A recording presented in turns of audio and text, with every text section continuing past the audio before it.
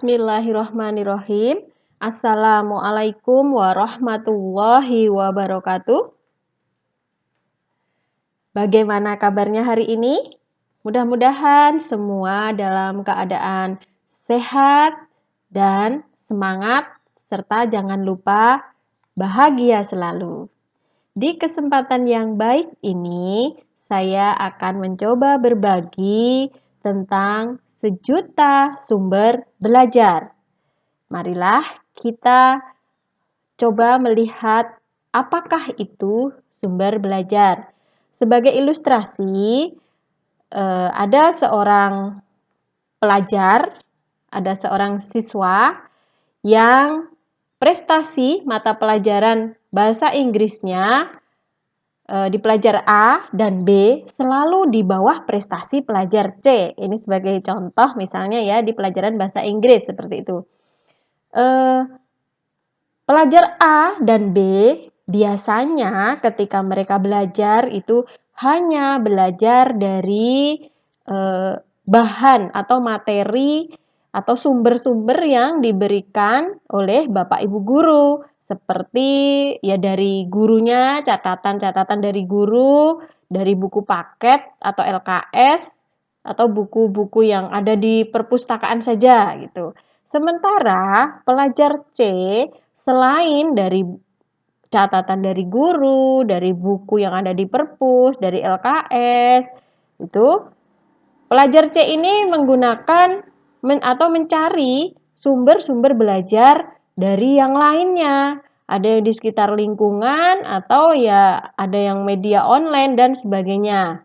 Jadi pelajar C ini meningkatkan kemampuan bahasa Inggrisnya tidak hanya dari guru, tidak hanya dari buku paket, tidak hanya dari LKS saja, melainkan dia belajar dengan googling, dengan menonton film-film yang berbahasa Inggris, melihat YouTube, tayangan-tayangan YouTube yang menggunakan bahasa Inggris, juga melihat berita atau mendengarkan lagu-lagu yang berbahasa Inggris. Selain itu, pelajar C ini juga ikut memanfaatkan kamus elektronik di HP. Bisa menggunakan juga dia aplikasi Ome TV atau untuk yang latihan berkomunikasi secara langsung dengan bahasa Inggris itu.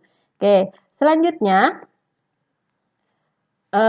sebelum kita ke sumber belajar, kita sama-sama mengetahui ya apa itu belajar. Belajar itu adalah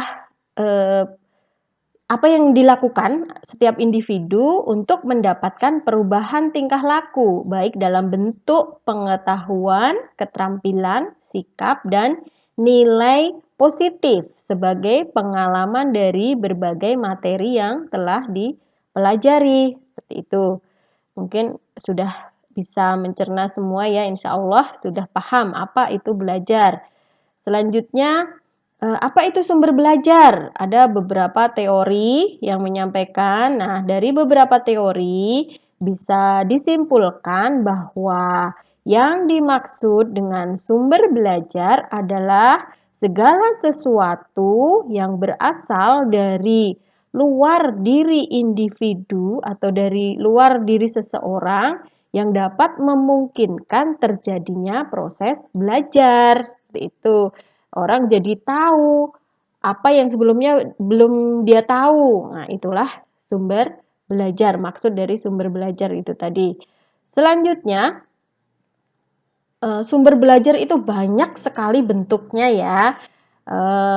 Misalnya ini contoh yang pertama adalah pesan.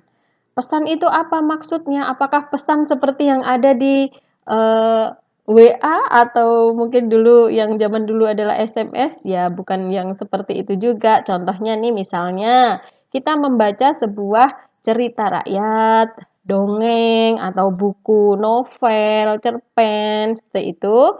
Nah, biasanya itu akan ada pesan moral atau alur ceritanya itu mengisahkan apa. Nah, kita bisa mengambil bisa belajar dari situ. Misalnya tentang karakter yang ada di cerita itu, tentang si dongeng itu nanti isinya apa, itu bisa kita gunakan sebagai sumber belajar. Selanjutnya bentuk sumber belajar bentuknya orang yang umum atau sering kita lihat yaitu dari seorang guru ya, rata-rata seorang guru. Nah, guru ini tidak selamanya ya guru yang ada di sekolah gitu, tidak seperti itu juga. Mungkin dari instruktur mungkin ada yang suka senam, ada yang suka apa ya? Masak-masak itu kan juga ada yang mengajari. Bisa juga di situ tertuliskan siswa. Siswa itu gimana? Maksudnya dalam satu sekolah di kelas itu teman-teman memiliki ada temannya. Nah, temannya itu mungkin bisa menyalurkan apa yang sudah dipahami lebih dulu kepada temannya. Nah, itu juga bisa sebagai sumber belajar dari siswa ke siswa yang lain. Apalagi itu tertulis di situ seorang ahli. Mungkin beliau pernah membuat apa gitu, mesin apa, jadi dia sudah ahlinya di situ. Beliau sudah memahami tentang sebuah ilmu-ilmu apa gitu kan. Nah, itulah yang namanya ahli. Selanjutnya narasumber, tokoh masyarakat, pimpinan lembaga, tokoh karir, dan sebagainya. Insya Allah bisa dipahami. Yang selanjutnya berbentuk bahan. Bahan ini bisa buku, transparansi itu mungkin zaman dulu ya, yang mungkin kuliah di tahun sebelum tahun 2000, sekitar 2000 itu paham sering menggunakan transparansi. Ada film, slides, gambar, grafik, pembelajaran, relief, candi, dan sebagainya. Kemudian yang berbentuk alat, ada kertas, komputer, radio, televisi, dan sebagainya. Yang selanjutnya adalah pendekatan atau metode atau teknik. Nah, ini mungkin kayak ketika kita berdiskusi, seminar, seperti itu ya, ada juga yang simulasi dan sebagainya. Yang terakhir adalah lingkungan. Nah, lingkungan ini sebenarnya sangat luas ya, bisa lingkungan di ruangan kelas, studio, di perpustakaan, aula, atau tempat wisata itu juga bisa menjadi sumber belajar. Misalnya berwisata ke candi, ke museum, seperti itu. Ada pasar. Oke, kita lanjut, nanti akan ada contoh-contohnya ya. Selanjutnya adalah kriteria dalam memilih. Dari berapa bentuk tadi, kita bisa memilih kriteria sumber belajar itu untuk dipilih. Yang pertama ekonomis. Kalau ada yang tidak perlu mengeluarkan biaya yang banyak ya kita pilih yang itu. Kita usahakan pilih yang praktis. Nah gitu, nggak usah yang rumit-rumit, yang praktis aja lah. Misalnya nggak membutuhkan apa ya kayak tenaga atau harus cari ini cari itu, cari yang praktis aja. Yang selanjutnya fleksibel. Fleksibel itu ya mungkin bisa dimanfaatkan, misalnya pas posisi di mana itu tetap bisa dimanfaatkan. Yang mudah itu yang nggak harus yang itu di situ dijelaskan dekat dan tersedia di sekitar kita gitu. Jadi nggak usah yang jauh-jauh gitu ya. Kemudian yang sesuai. Ini yang penting ini kita memilih sumber belajar terutama ya harus kita sesuaikan dengan kebutuhan kita atau capaian tujuan belajar kita yang kita harapkan gitu. Oke, kita lanjut ke manfaat. Nah, insya Allah namanya sumber belajar itu ya insya Allah ada manfaatnya. Di situ beberapa paparan tentang manfaat sumber belajar. Bisa menyajikan sesuatu yang tidak mungkin diadakan atau dikunjungi dan dilihat secara langsung ya. Misalnya ini